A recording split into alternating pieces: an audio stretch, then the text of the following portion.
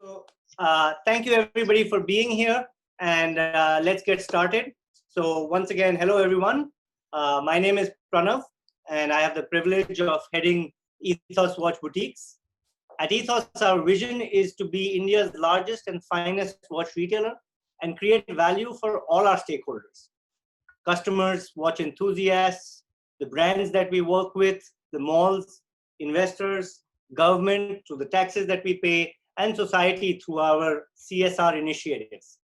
Our latest initiative of webinars and digital workshops will add value to customers and enthusiasts by bringing them closer to the brands and the people who matter in the watch industry. We'll get you behind the scenes access, interactions with CEOs, watch education classes. We've got a lot of interactive stuff planned out. You can head out to our website next week and you'll actually get to see the entire calendar of all these webinars and interactions that you're going to have. And we'd love to have all of you attending as many of these webinars and digital workshops that we have. Today is our first webinar, and we've got a phenomenal response.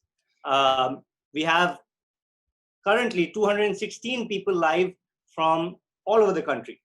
And as I said before, I can see friends, I can see customers of Ethos, watch collectors from Watch Enthusiasts India, and colleagues from the industry as well here with us. I want to thank you all for taking the time out to join us in these truly hectic times. Taking out time for a shared passion, a common hobby is truly a refresher and a great way to start this weekend, I feel. We also have the privilege of having two wonderful people as panelists today with us, Mr. Rolf Struder and Dr. Karan Madan. Rolf is the CEO of Oris.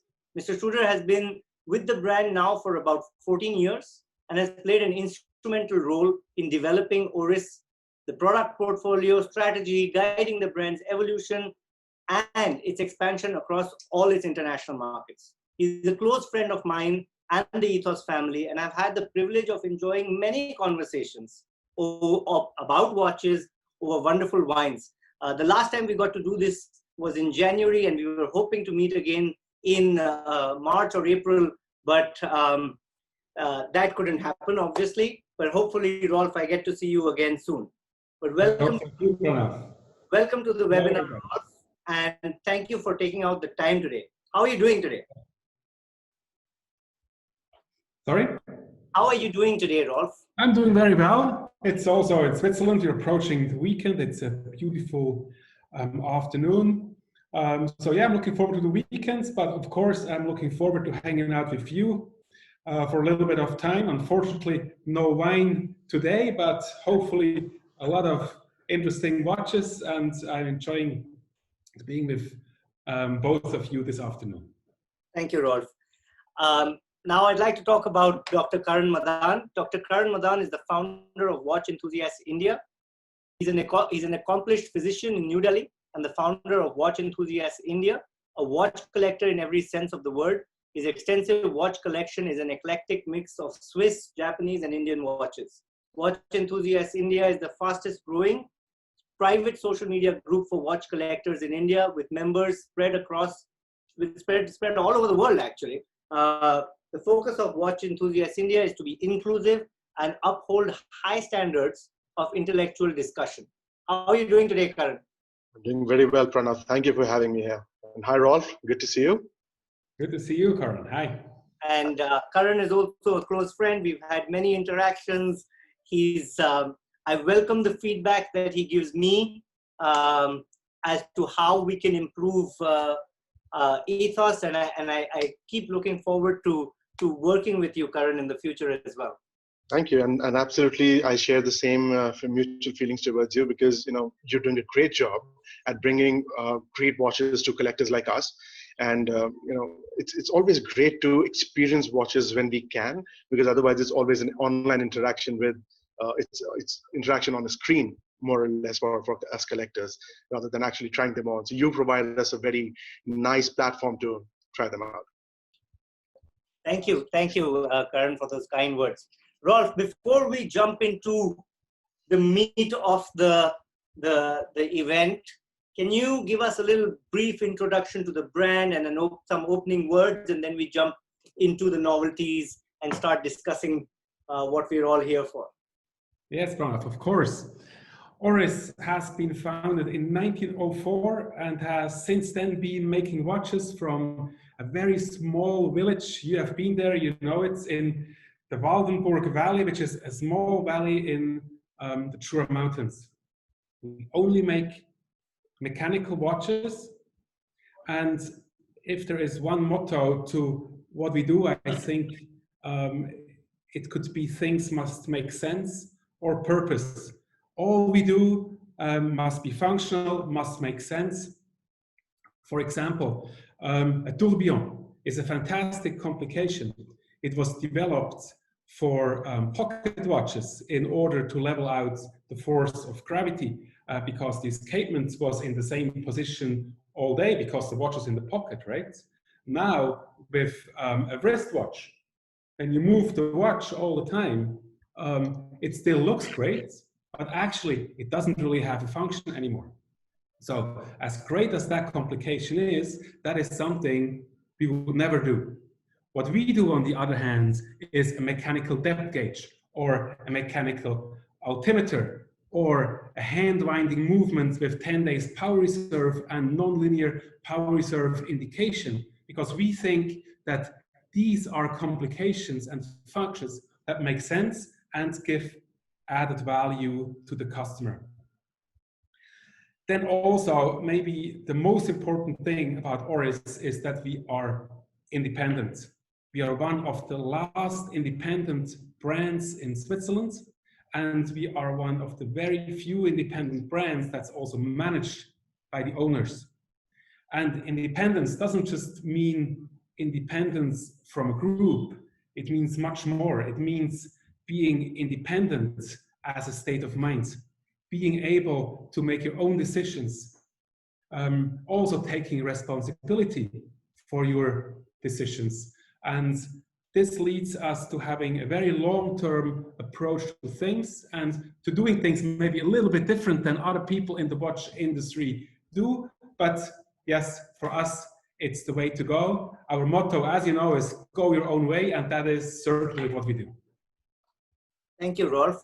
Karan, when was the first time that you started discovering Oris, or when was the first time that you fell in love with Oris? Because I know that you're a big Oris fan. So do you remember that, or is that something you can talk about?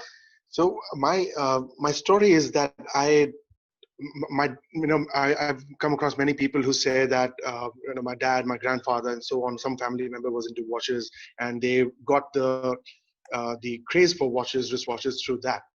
But I don't have that kind of a story. I somehow started falling in love with watches only about 6 years back, and in those 6 years, I've kind of gone into depths that I never foresaw myself going into, and it was frequenting forums that was very interesting to me, and reading what people had to say about watches, and I think Orris was kind of right there. It was a forum favorite even then. It's a huge favorite among collectors right now, and it's when I think of Orris, I really think what Rolf just said: independence, creating value for customers, and making watches that actually speak to me as a collector and many other friends as collectors. I think that's what Orris conveys to me at a primal level. It's not a superfluous brand. It's not going to be ultra high luxury, but we don't want Orris to be that way. We want Orris to be close to our hearts. We want Orris to be more down to earth with us, because we are here, right? We are all talking amongst each other as friends, and we want to have Orris amongst each other. That's the idea. Absolutely. Yes, and in fact, if I may say something, Karan, the point you make is exactly how we feel about our brands. So much in this industry is about ultra luxury. It's to some extent even pointless. We cater to the people who truly love watches, and we understand that also 2,000, 3,000 Swiss francs or dollars are a lot of money to many people. Right. And we want to make watches that can be owned by a lot of people. And that's our way of being relevant. We don't think that as a brand, you are that relevant when just 2 or 3 or 10 people can own your product. We want to be relevant in a way that watch connoisseurs, watch lovers really can enjoy what we do. So my 2 bits on, so I've been following Oris for a while, and I think the one thing that I respect the most is that it's an independent brand. And I say this to as many people as I can, that it is really challenging to be independent in the watch industry. It's hard, if you're not in the industry, it's hard to realize how difficult and how challenging it is to be an independent brand. And the advantages it brings you is massive as well, because it allows you to really focus on creativity, on watchmaking, without the pressure and the burden of corporate reporting. And for me, that was one of the biggest added points. And in my career and at Ethos, we love to have independent brands. And I think Oris comes in and creates such fantastic value at the price point that it serves, that it was amazing. And in 2015, I think my love for Oris went to the next level when you released the Caliber, the 10-day power reserve. It came out, it was the aviation model that was there. And no watch has got as much wrist time on my wrist as this watch, because this watch is my everyday watch. The 10-day power reserve, patented non-linear power reserve display. It was everything that I wanted. It just came in so beautifully. And since then, I've worn this watch every day. I mean, it's my everyday watch. So that's how I fell in love with the brand. And this is how it became my everyday watch. And in fact, that's around the time as well that Rolf, you and I signed the agreement for India, and we worked so well to be able to grow the brand in India. And I want to thank all the Oris customers. I know that there are many here today for supporting us. Having said that, I'm going to jump into the first novelty that we're going to discuss. It's somewhat connected to the watch that I'm wearing as well. It's the last launch from the previous year, and then we go on to the first launch of this year. I'm going to share my screen, and then we can get your thoughts about that. So here we go. Share screen.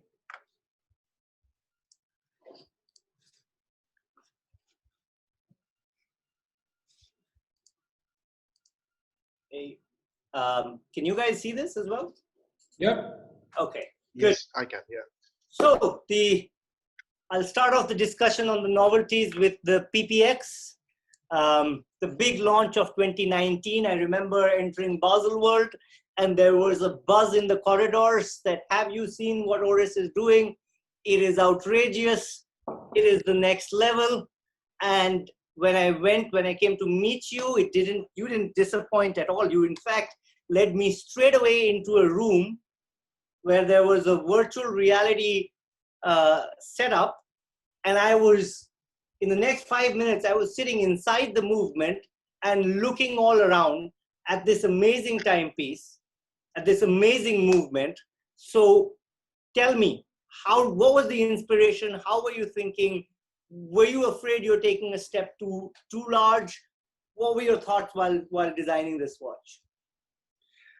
Well, the watch that you mentioned, Caliber 111, we brought out in 2012.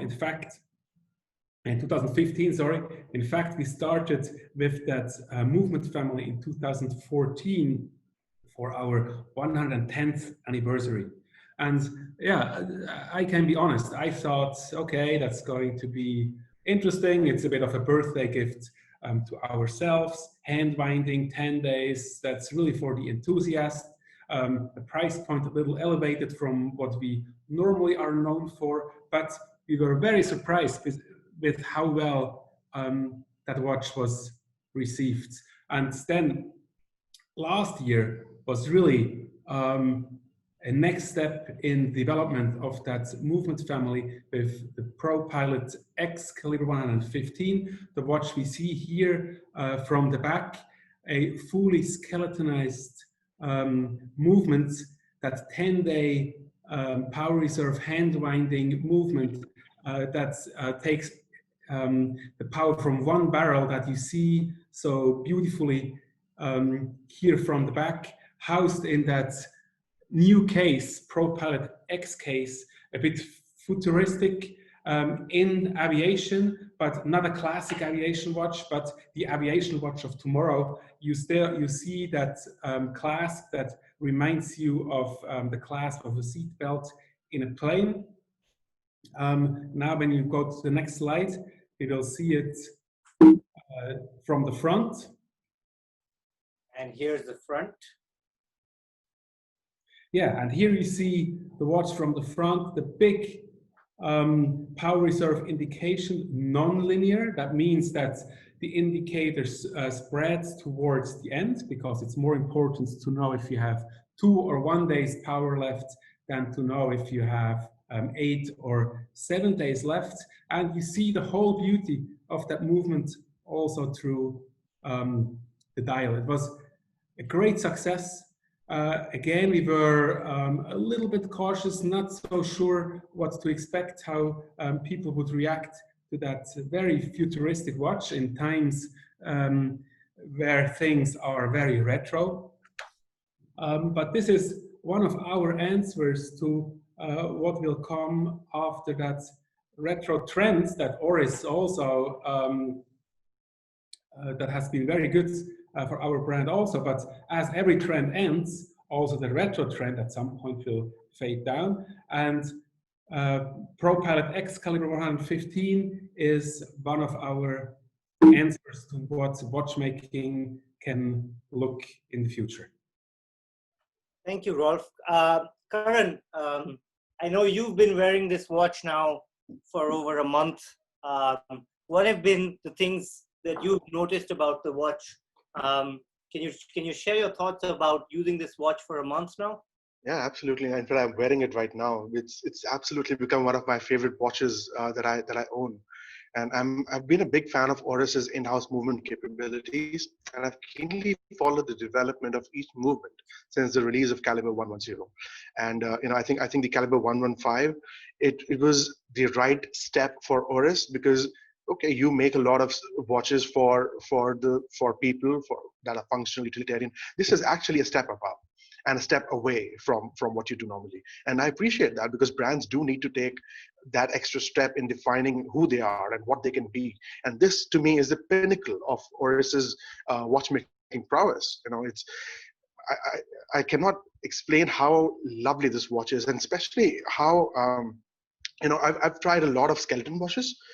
And it's very difficult to tell the time at a glance. And in my line of work, I need to tell the time at a glance, because I don't have that much time in writing notes all day long when I'm on my rounds. So, I've tried the Zenith, I've tried other watches, but the Oris has such great legible hands. The time is visible to me at a glance within a second. I don't have to waste time trying to find the time. It's that wonderful. And I think I've been posting shots on my Instagram as well. The luminous material on the hands is mind-boggling. It's so good. It was glowing in the dark for many hours. And I think that was a major gripe for skeletonized watches that people put up most of the times. But since this has been negated on this watch particularly, it's one of my most worn watches for the past month and a half that I've owned it.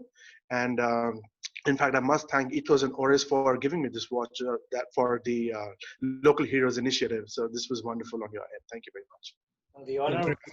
And I'm glad that you enjoyed so much. And what you said, 2 things I would like to take up. You said, even though it's a skeleton, it's very legible. Yes, it is a concept watch to some extent, but still it must be functional, as we discussed before, right? Things must make sense. And that's what's going on with this watch. And then you also said brands need to take that step. And yeah, why did we make this watch? There was no market research. We just wanted to do it. And we just wanted to see how far we can go with that caliber family 110 plus. And that is the result. And here you see the movement in all its glory. You see that huge mainspring, and you see on the lower left side, just next to the serial number, you see these two asymmetric gears, and they in fact create the non-linear power reserve indication. So that you see here on the dial. These two gears on the left sides of the watch next to the serial number, they make it. And that's what's fascinating about mechanical watches, right? That you can still understand things, and every time you look at it, you discover something new. And yeah, that's what keeps us busy, and that's what fascinates us so much about this passion, which is watchmaking. You know what I really loved, and I want to ask this question because it's a question that has come from many people who registered for this webinar. The first thing I want to say is that I love this, or the entire series of calibers that you've brought out, because it is different from what is just out there. It's not just a marketing play. It is truly different, and it truly brings something to the table. The non-linear power reserve display. I mean, for me, the power reserve display is the most important function, because I don't sleep with a watch on. I always take it off. That's just my habit. And in the morning when I wear it, or if I'm going to the gym, I take it off. And when I see it back, I just want to make sure there's enough power reserve left. So for me, it's the number one function or the complication that a watch can have. I always look for it in the watches that I buy for myself. What I really enjoyed this time was that this caliber truly brings something that's never been done before, and or all the calibers that you brought out, and that was something incredible. But what I'm going to ask you next is, how important is it to have an in-house caliber, especially when you can use an ETA or a Celita? For example, for a chronograph, you can use the ETA 7750. How does the brand see it using an ETA 7750 or developing their own chronograph mechanism? And first of all, to you, Rolf, how do you see it? And then, Karan, how does a watch collector see it? Yeah, we could spend the whole evening discussing that question. It's a very interesting question. If you have all these movements, very reliable movements that are also very interesting from a price point view, why should you develop your own movements? And does it make sense to do it? And to be honest, when we did that project before we launched it in 2014, I wasn't always that sure if it was the right direction for us to go, because customers look for value also when they buy an Oris. And here you get to a different price point naturally if you do it yourself, but it proves what you can do as a watch brand, right? You don't really need a mechanical watch. You have a cell phone, you have watches on your computer, in your car, wherever. A mechanical watch is there to make you smile and to give you joy and pleasure. And an in-house movement does just that, because it solves the ever same question of displaying the time mechanically in a slightly different fashion from brand to brand. And the way we solved it with caliber 115, I just explained to some extent, but it also tells a lot about our brand, right? As much as it tells about other brands, how they do it. And therefore, I think yes, it's great to have your in-house movements. I think it's good to have both in order to have an offering for a broad number of customers, but to have your in-house movement certainly something that gives you a lot as a brand, and this technical capacity in-house also leads to next steps, and you will see more things from Oris this year. Unfortunately, I can't tell you now. That takes energy from exactly these kinds of projects. Thank you, Rolf. Karan, what are your thoughts as a watch collector? How do you value in-house movements versus reliable movements? Like, for example, the top of my mind, the 7750 being used in a ETA 7750 being used in a watch. How does a watch collector see it? So it's one of the major points of discussion for watch collectors in our circles, that every new watch or old watch or current portfolio watch from any brand, in fact, is measured by the movement they're using. And with the upcoming concept of mushrooming micro brands, it's even more relevant because they are forced to use stock off-the-shelf movements most of the times. And for brands, for established brands like Orris, to develop their in-house movements, I think first of all, it's especially for the caliber 115, it's a matter of why not? Because if they can do it, they should do it. If they have the tech, if they have the energy, if they have the motivation to do it, they definitely should do it. I mean, what is a wristwatch after all? It's a piece of outdated technology. But why do we wear it? Because it's something mechanical, right? It speaks to us at a very basal level. It says this is something organic. This is something that becomes a part of you. It winds with you. It charges with you. It shows time to you. And if that is what motivates us, then to buy watches, then I think looking at the movement is an intrinsic part of the hobby. Not only, I mean, we appreciate ETA, we appreciate Celita, we appreciate the stock off-the-shelf movement. That's fine. I mean, they have a purpose, and I think in-house movement capabilities have their own purpose. That the research, the onward progress should never stop. Just like technological advancement will never stop, right? We'll have far better phones 20 years down the line. Therefore, we should have far better movements going 20 years down the line. And I think the caliber 115 kind of, I think you can make out how big a fan I am of this watch and of this movement, because I keep coming back to it in my discussion with my friends and with you right now. And I love this movement. Everything about it speaks so nicely. And not only the movement, but the construction of the watch around it. I mean, that's one of the selling points of this watch for me. It's one of the biggest points that says the movement was made first, and then the watch and the case and the bracelet was designed around it. And wow, who does that? Right? Not many brands have that feather in the cap. So yeah, I mean, modern space-age technological advancement. That's what it's all about. Yeah. So my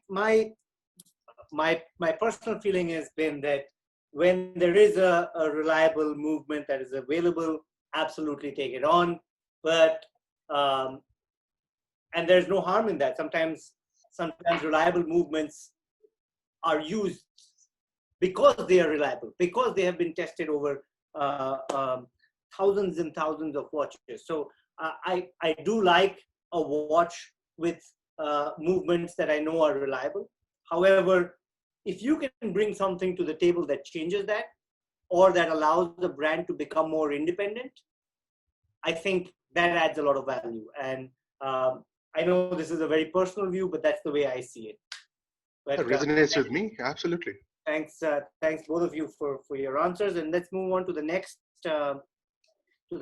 slide, which was a great collaboration. So the Momotaro Edition, Rolf, what is the story about? What is the story behind it? How did these two worlds come together? Switzerland and Japan. How did you bring them together? Yeah, well, Japan is an important market for us, and for a long time we wanted to honor Japanese craft, Japanese tradition, but in a contemporary way. And we decided that Japanese denim would be perfect way to talk about that Japanese crafts, the Japanese dedication to quality. And we found that company Momotaro, that like Oris is independent, has a very strong own spirit, has a lot of its production in its own hand, and they definitely go their own way. Here you see us. That's Katsu. He's the CEO of Momotaro, the son of the founder. Next to me stands Lukas Bühlmann, who is one of our designers. And yeah, we met and we connected immediately, because even though the two cultures are so different, Japanese and Swiss, but as we share a same set of values, it was really an immediate connection. And we came up with a watch that I truly love, that I think is a great piece of Swiss watchmaking, but also honoring Japanese craft and Japanese denim. Here you can see the watch, or maybe we also have it on the next slide. Yeah, we have it on the next slide. Oh, it looks beautiful. How did you go about designing it? One part was the strap. What was the design process like? Did it take a lot of to and fro? Is it hard to create a collab watch, because collab is all the rage right now?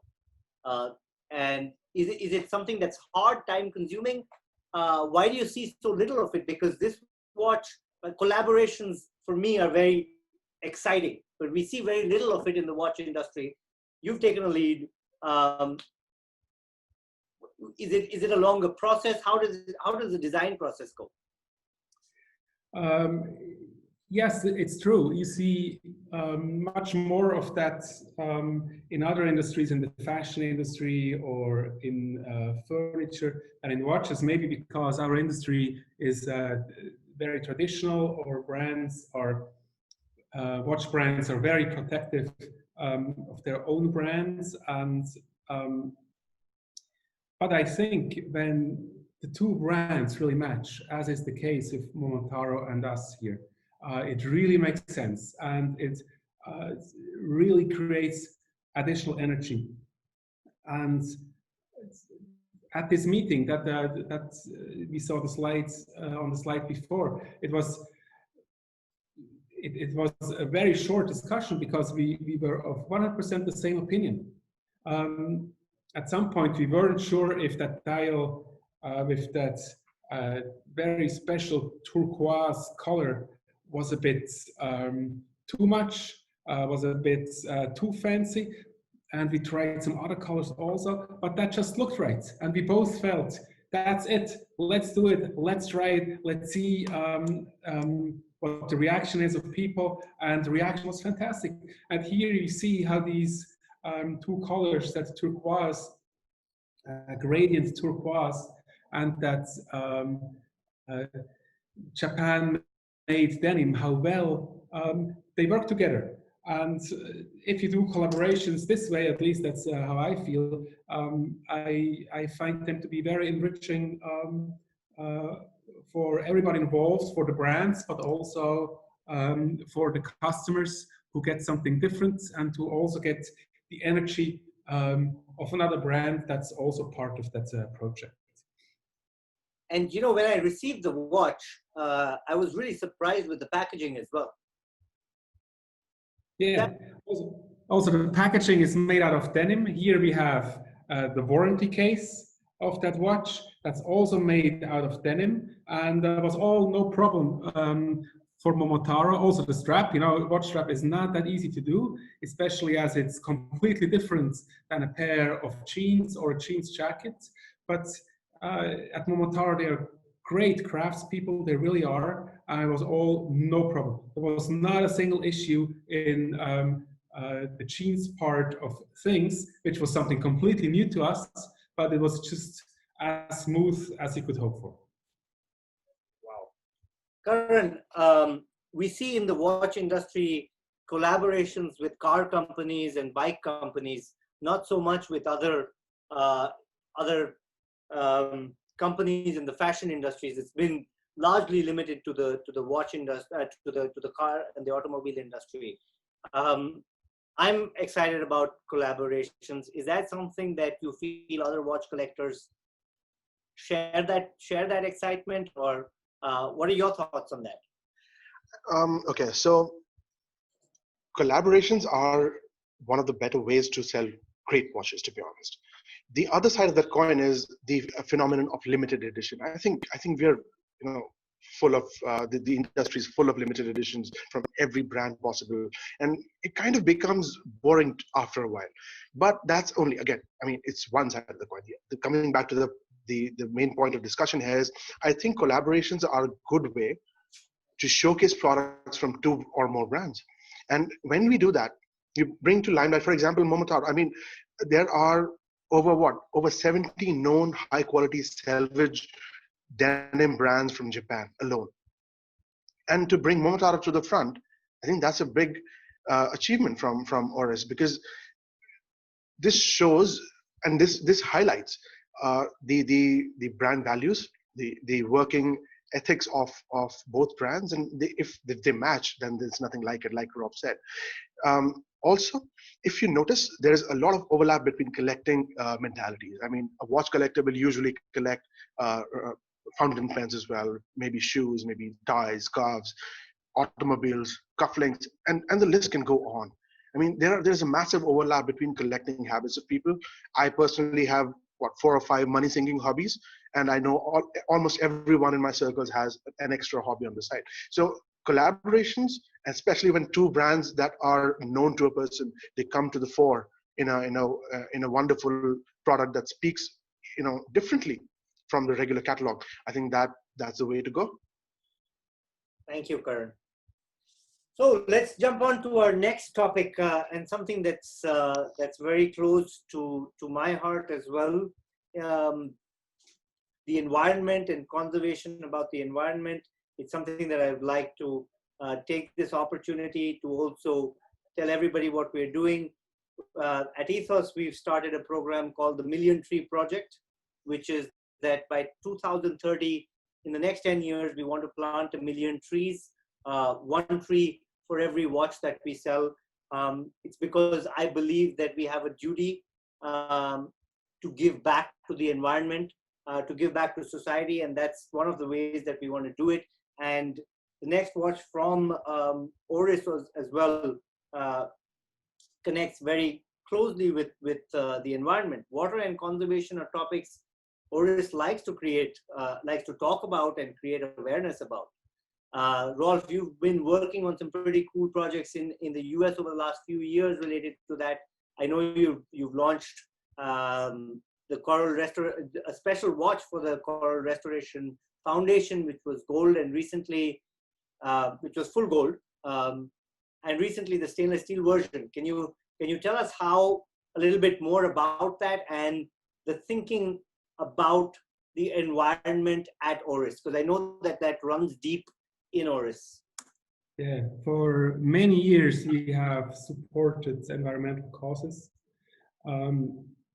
and people often ask, how did you get into that as a Swiss watch brand, and why are there so many projects related to the sea? And the answer is pretty easy, because we always have been making diverse watches, and therefore were related to the ocean.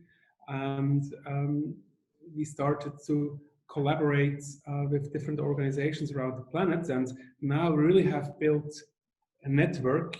We are in that environmental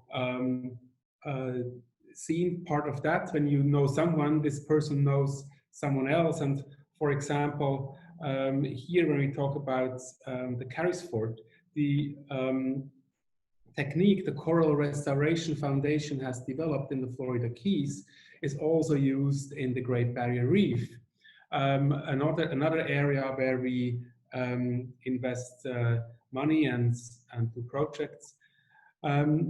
We have worked for a number of years with Coral Restoration Foundation. We have launched a first watch which was dedicated to the staghorn coral and the planting the replanting of staghorn corals a few years ago.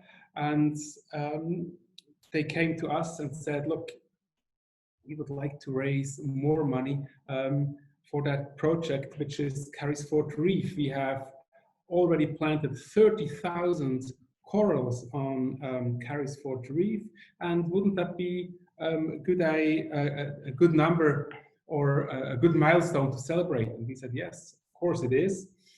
And we also were trying to find ways how to raise money and attention for the project. So we said, we agreed to make 50 gold watches, gave the organization 3 gold watches to auction off, and also made, as we want to make watches for a broader public and not just for 50 people, also made 2,000 watches in steel that celebrate these 30,000 corals that are already planted to bring life back to Carysfort Reef in the Florida Keys, which is an important milestone, but the journey will go on. You see the watch here on the slide. You also see here the box that the watch comes in. And you can see that this box is green. It's a bit a strange green, right? I'm sure you can see it. Yeah. This is because here we replace oil with algae for this box. And this way we want to make people aware of what's possible today. Of course, we don't save a ton of oil with making our watch boxes out of algae, but hopefully it makes people think and makes them aware that you don't have to use plastic all the time, that there are other means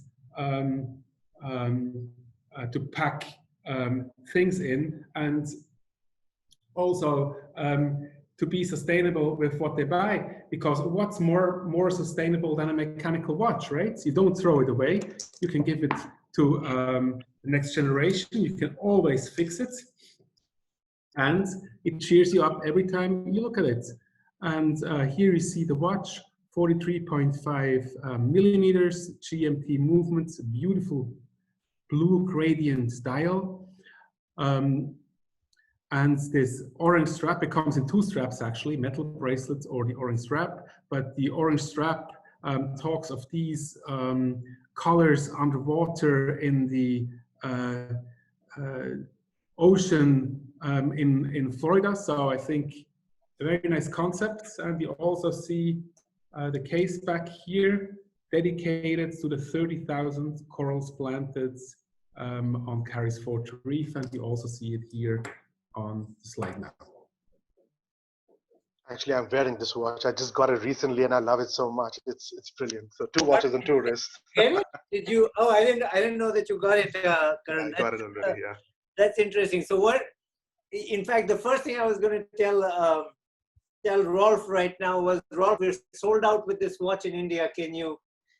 And Rolf, can you send another 200 pieces to India?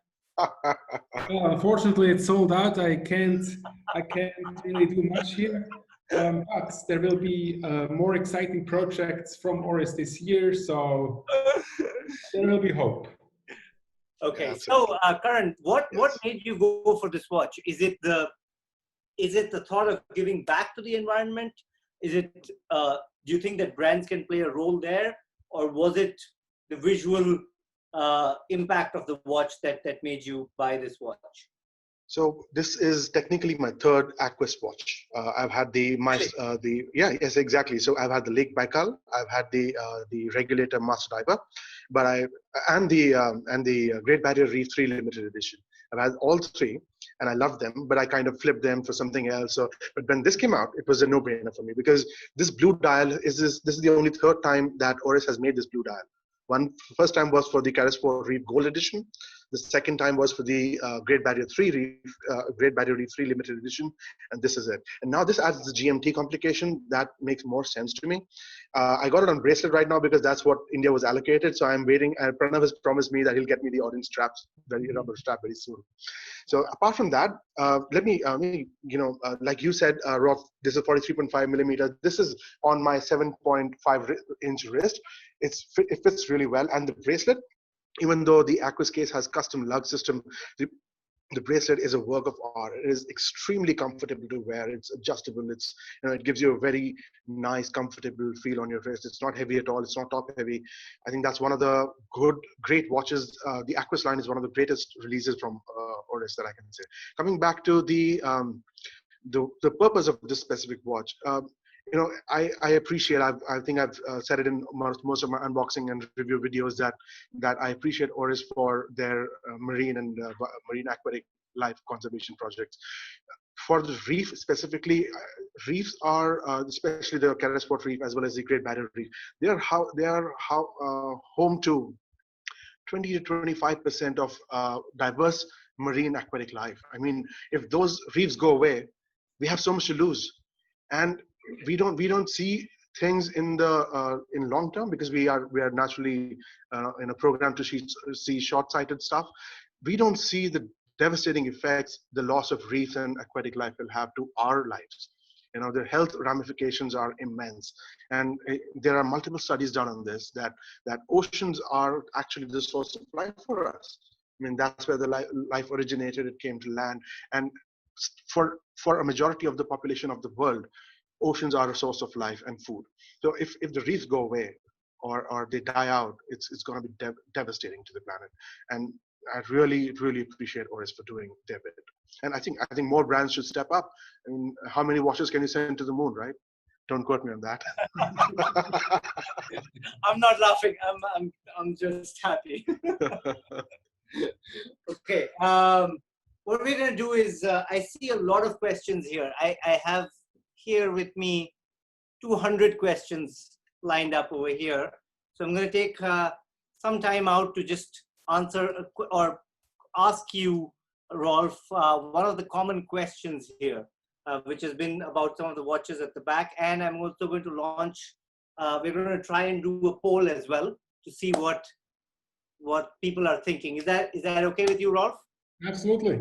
So there's a lot of questions about the in-house movement. People seem to love the idea of in-house movements. Is that, people are asking, is how much can you, how was someone, Srivasta Kumar asks, was wondering how far Oris can go towards democratizing in-house movements with regards to price. And this is at least 50 questions on this. Is it something that you can tell us? Do you have plans on more in-house movements in the future? Oh, well, as we develop as a company, and as I said before with these projects, when you develop these mechanical complications, of course, we are thinking what could be the next step. And of course, we are working on things. And as we are a company that wants to make Swiss mechanical watchmaking relevant to a broad audience, of course, this is something we think about hard. And yeah, you will see our answer to that question. We have come up with something that I hope we will be able to discuss in another one of the series of your webinars. But yes, we want to make in-house mechanical watchmaking relevant, and that is something we are working on very hard. Great. And I have a question regarding in continuation to this. Sure. It's actually, Rolf has kind of already answered it. So I was going to ask that when the Caliber 115 came out last year, a lot of publications started saying that this is the culmination of Oris's design, fabrication, and marketing efforts. And the vibe that was projected was that this is it. I mean, this is what Oris is going to do with their in-house calibers, not more than that. But I really hope that there is the Caliber 116, 117, and so on coming up. Yeah, well, that's that really is what it is like, right? Yeah. You bring that watch, you have caliber 115, and then you're like, wow, that was a piece of work. And you're like, okay, what's going to be next? And there will always be something next, because you are already with your mind doing these things that leads to the next thing. And that gives you the energy to go even one step further. And with all these things we have done over the last years, it has always added to what you will see next. And I tell you, there will be very exciting news from Oris even this year. And there's a lot of great energy with Orris at the moment. Can really say that. Wonderful. Well, we also took a short poll right now. I don't know if you guys got to see it, on should luxury brands and should watch companies take a lead in creating awareness for environmental causes. And 84% of the people believe that they really can make a difference and create awareness and should continue such efforts. So congratulations, Rolf. I think a lot of people are believing in what you do on the environmental causes, and just congratulations from a lot of people from India. Thank you. And we did another quick poll, and we'll let that run in the background. Meanwhile, we're going to go ahead and ask the next question. Or well, already we have the.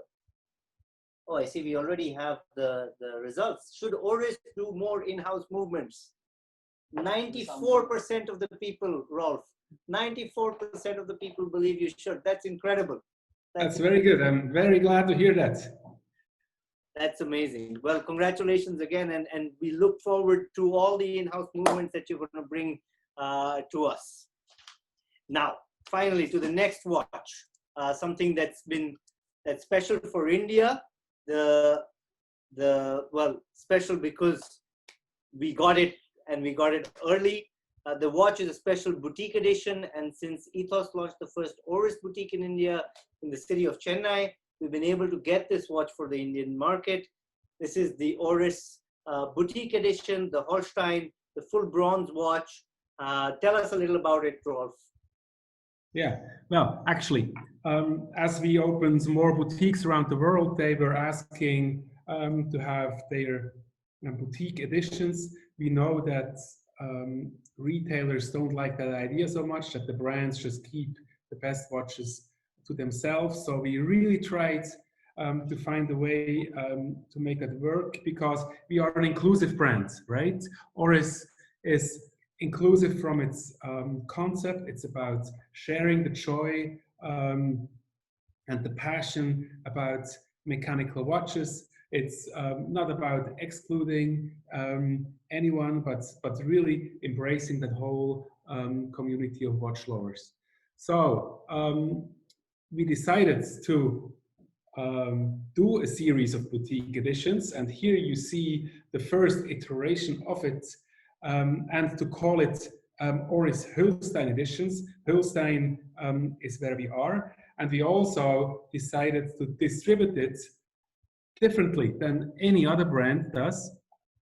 We said you can get it anywhere, but through the Oris channels. So you can get it in the Oris boutiques, such as our boutique in India, in Chennai, but you can also get it on our website through authorized retailers. So we really include everybody, every consumer, every one of our partners in that system. And on the website, you can also choose your limited edition number, another benefit for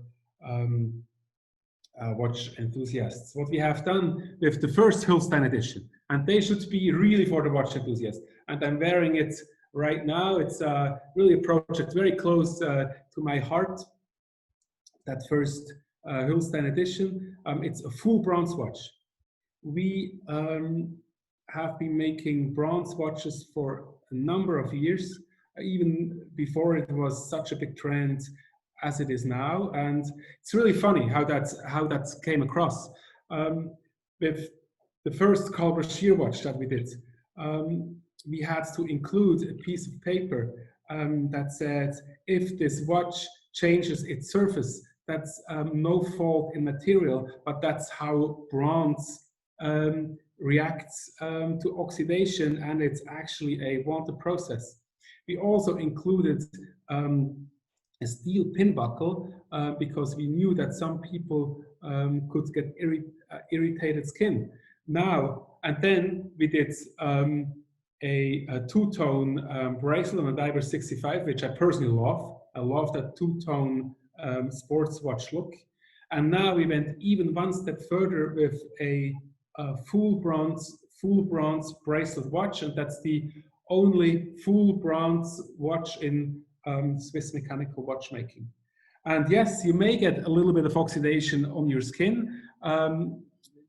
As a enthusiast, you know that it disturbs you or doesn't disturb me. I just love that shine of that bronze on your wrist, and that gilt dial with the black subdials. Yeah, I hope you share my passion for these pieces. 250 made, all of them sold out. Yeah, here you see the details, a little bit of oxidation already, but that's how this watch ages beautifully.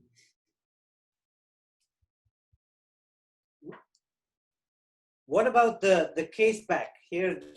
I love the exactly. The Oris bear on the case back. Can you just share a little bit about it? How it's not the norm, but I loved it. Tell me what. Yes, what... we are not the norm. We are independent, and we just do what we think is right and what we like, and we just love Oris bear. So many brands have all these stars as ambassadors, and sometimes you don't even know, is this ambassador now promoting coffee or watches or both, or I don't know. At the end, a teddy bear. Every one of us used to have a teddy bear. A teddy bear is the perfect canvas to transport any kinds of emotion. And that's what an ambassador is here for. And if you have a problem with a teddy bear, right, you really need to see a doctor, right, Karan? Oris bear, it just does what watches need to do. It makes you smile, right? You cannot look at the Oris bear and not smile. And that is what we think is that is what watchmaking is about, to make you smile. If you look at your watch and it doesn't make you happy, doesn't make you smile, you know, you better get rid of it. And the Oris bear symbolizes that. It's showing the emotional side of the Oris brand, and it will be on every Holstein edition that we will do also in the future. That's wonderful. I mean, I am intrigued by the concept of the Oris bear, and today to hear the basis of the Oris bear, that makes me so happy to know everything about it. Yeah. So, Rolf, I have another at least 30 questions asking, are you going to increase the warranty in the future from 3 years to 5 years? Is that something that you're considering? Because a lot of other brands seem to be doing that. What are your thoughts on that? Oh yeah, we have also been thinking about that, and we have worked out the concept that we're going to present very soon. Oh, wonderful! Later this fall, in connection with a new project here, and I'm sure you will all be very surprised, and we will lift that topic to the next level. Great. Looking forward to that. Okay, I'm just going through the questions. There is someone from Japan. Great initiative to organize a webinar like this. Thank you, Harish. I'm joining from Japan. I really have no idea what time it is in Japan, but thank you. I'm guessing it's late at night there, and look forward to joining the future ones. We'd love to have you. The question is, what does Oris see as the biggest challenge that the watch industry faces now or will face in the immediate future? There's several questions like this, so therefore I've picked this one out. Yeah. I think, you know, as we discussed, the mechanical watch is something that you don't need, right? You don't need it. You simply don't need it. So how do you stay relevant as a category? I think that's the key question that our industry faces. And when we see how the average price of watches rises in our industry, I think there's also a danger there not to outprice you from your customer, right? If only a few happy people can afford your products, you're not relevant anymore. And I think in our industry, and also we as a brand, Oris, we must find ways that we stand relevant with our proposition, and also from a price point of view. Mechanical watchmaking should be something that should be appreciated by a lot of people. Of course, there will always be very high-end things, and that's also good. But I think there needs to be a very healthy amount of brands and watches at the price point that's reasonable for a middle-class public also. I have a question for Rolf. So, well, Oris has partnered with many nonprofits and organizations, for example, coral restoration, checking plastic waste in the ocean, reef preservations, the well-being of whales and dolphins, and there's a general focus on aquatic life, wildlife, and marine efforts. Are there any terrestrial projects in the pipeline? You know, because I would love to see Oris take up the cause of tiger conservation, for example, which is much closer to home for Indians. Yes. It's true that we have had a focus on environmental projects. We also think about social projects, and you're right that this, what you just mentioned, is a very interesting topic. And now that you say it, it's something that we maybe should discuss. We connect the projects that we do to the purpose of the watch very often. That's also why we do that many themes with water-related topics. But we could go broader there. You're right, and thank you very much for the input. That really makes me think. Glad. I just want to jump back to the one thing that you said, Rolf, about the biggest challenge that the watch industry faces, and you know, I feel that the biggest challenge is if we, like you said, if we don't remain relevant. But I think from my side, I think the biggest failure will be that if we cannot tell the story of the work that we do, of how creating a watch is a craft, the romance of almost carrying a piece of art on your wrist and then passing it on to the next generation, the not being able to tell what goes into making a dial, what goes into making a hand, what goes into making a case, into the movement, how many people spend their lives creating these beautiful products. And for me, it's no different than art. And I think the best thing that could have happened to the watch industry is the digital medium, because we are able to tell our stories so much better. And we're able to talk through events like these, through webinars like these, through social media, through Instagram. We're able to bring out the beauty better than just the way it was done in the past. And I must congratulate you, Rolf, because you've embraced the digital culture at Oris, and you're doing that extremely well. Thank you. Well, but that's also true for Ethos. You know that from the beginning, I had a lot of admiration of how you embraced digital as a retailer in that huge country of India. You were very early with talking to the consumer on a digital level and connect these channels. I always thought and still think that this is a very smart and forward future-driven business model. And as traditional as the craft is that makes a mechanical Swiss watch as advanced, we must be in communication and distribution, and Ethos, I think, is a leader in the industry there also from a global point of view. And this is where, if I can just extend that bit of conversation, this is where groups like mine come into the picture, because we have over 2,000 members, great collectors, a great group of individuals who come together, share their passion every day. The senior members, the veterans of the hobby and the culture, kind of, distribute the knowledge without any, without holding back, because that's what discussion should be about. Newcomers, the people who are starting off collecting watches or appreciating wristwatches, can get a hang of things, get their questions answered, because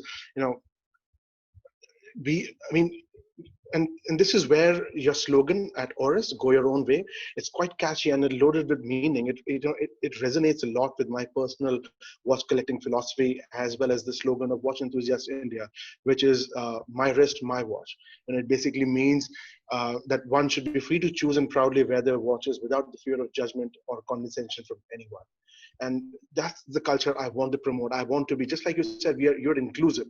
My group is absolutely inclusive. We do not discriminate against anybody posting a $10 watch or a $10,000 watch. We don't want to do that. We want to inculcate a feeling of being togetherness, and so that everybody is free to post and share their passion equally.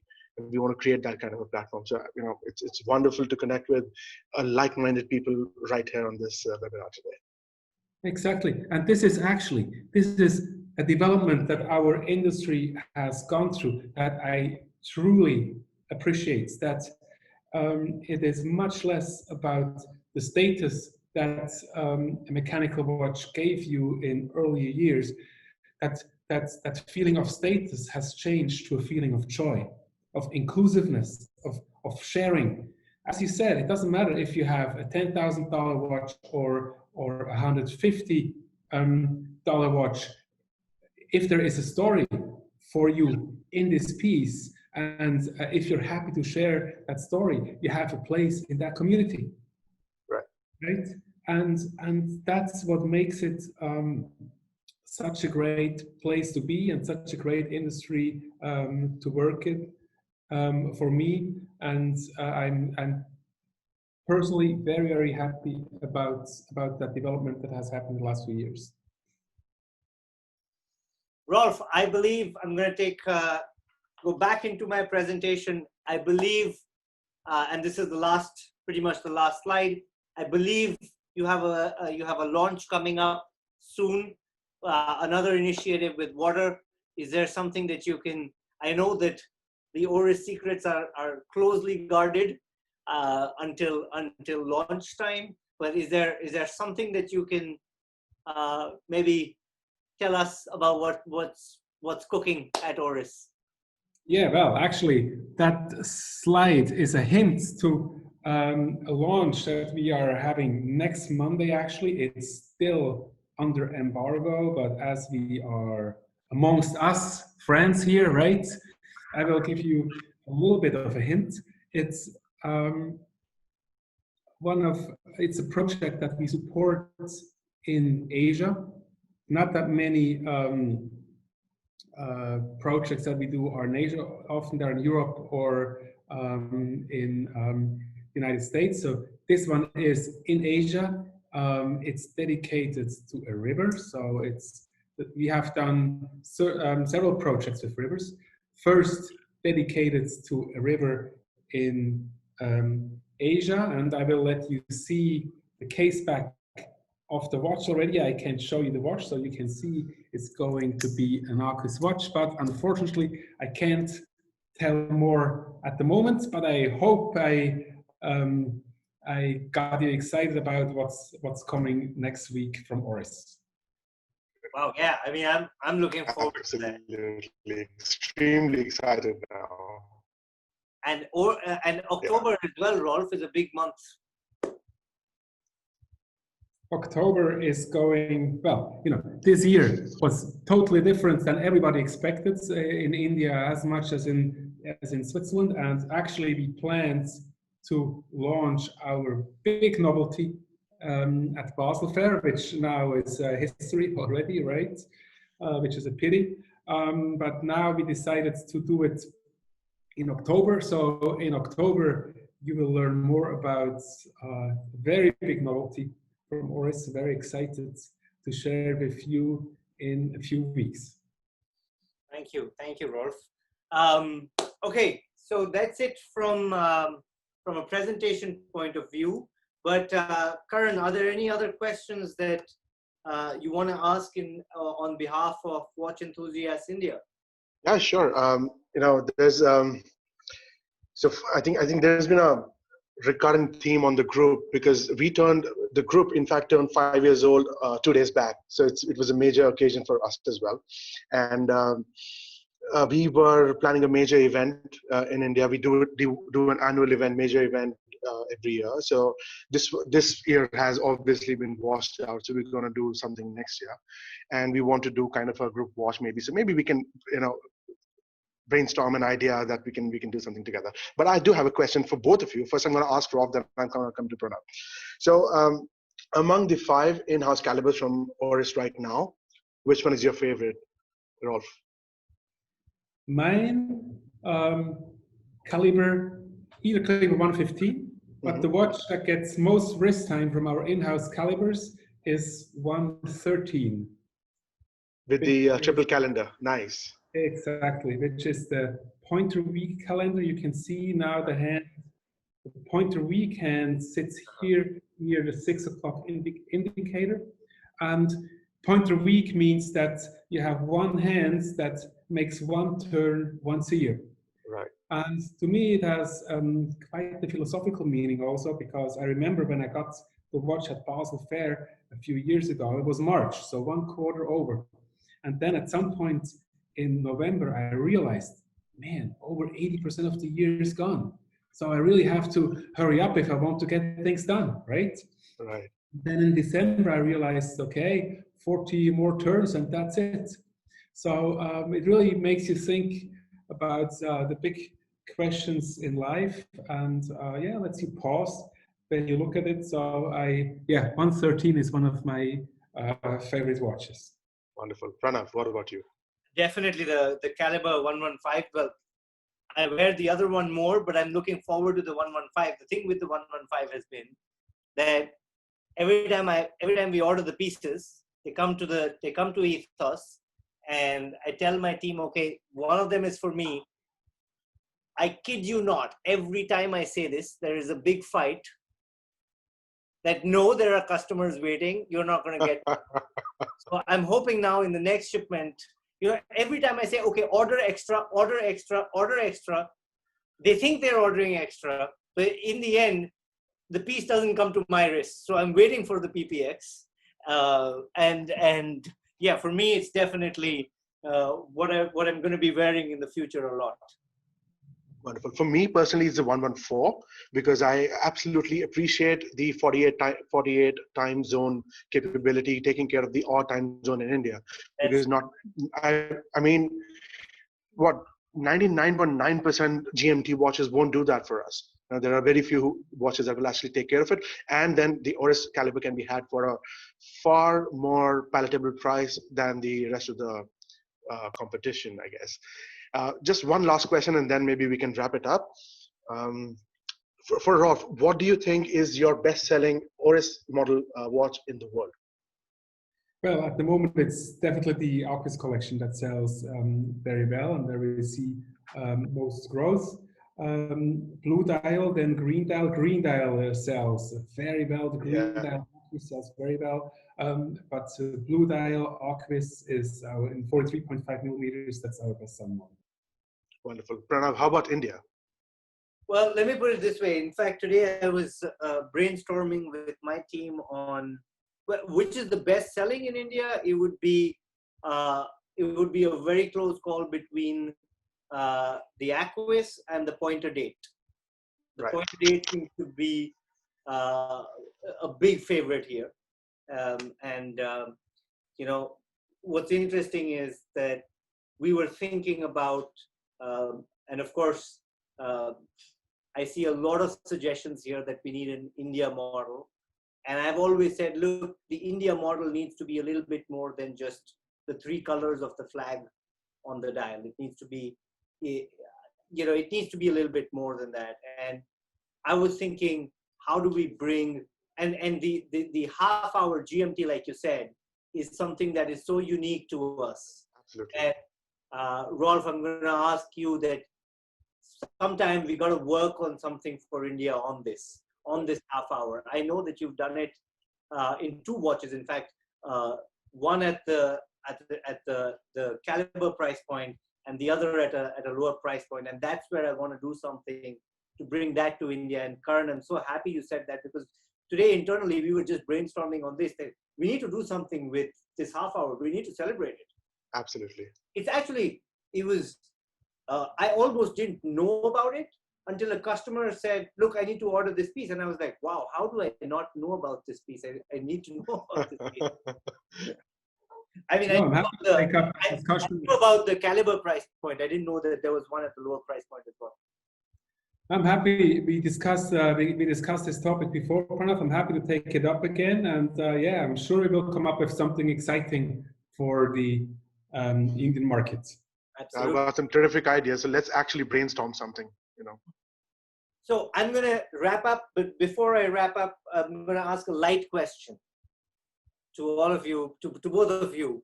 I'm sure both of you are following Shame on Wrist. Yes, I am. Of course. And some other guys as well. Yep. To me, some of them make my day. Okay, and I know. I know that some people don't like it as well. Rolf, what are your thoughts? Do you think that memes are okay? They're not okay. What is your thought process on it? Well, actually, they also make me smile, you know. And yes, sometimes it may be a little bit over the top, but come on. We're talking about a product that, as we said, that nobody really needs, that's not essential. So people should also be allowed to make jokes and to have some fun. So I think it's absolutely okay, and most of the times I really enjoy it myself. Karan, you celebrated Savage Saturday. So we have one annual Saturday, one day in the year that we dedicate to Savage memes. I'm glad you keep it to once a year. Yeah, there were calls for more, but we said no, once a year is more than enough. I'm going to shut off my phone. It was crazy. It was absolutely fantastic. The level of participation, the level of comedy and humor that came out, and all in jest. I mean, it's all about having some fun with the hobby. You know, we take things so seriously in life. The hobby is very serious. We get into the nitty-gritty, and there are such hard opinions formed in people, and people can go to war over this. I mean, but it's always good to take a step back and laugh at these things. And you know, it's a great way to sort of blow off some steam, I guess. The memes that I was making was it was so funny for myself. I was laughing while making it. My wife was like, "What are you doing for all this day?" Well, I think it's important to have a sense of humor. I think it's important not to take yourself seriously. I think that as long as you can laugh at yourself, as long as the memes don't cross the line, I think it's all in good humor. Right. And yeah, I really enjoyed Savage Saturday, Karan.